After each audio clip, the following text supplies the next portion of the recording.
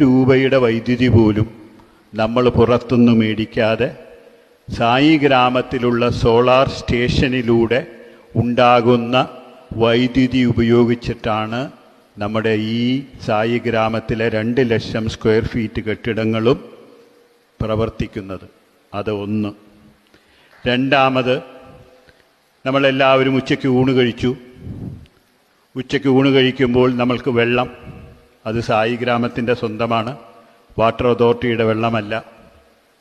സായി ഗ്രാമത്തിൽ ആവശ്യമുള്ള കുളവും കിണറും ബോർവെല്ലും അതുപോലെ മഴവെള്ള സംഭരണിയും എല്ലാമുണ്ട്. ഇത് ശുചീകരിച്ചിട്ടുള്ള വെള്ളമാണ് നമ്മൾക്ക് കിട്ടുന്നത്. ആ വെള്ളമാണ് നമ്മൾ കുടിച്ചത്.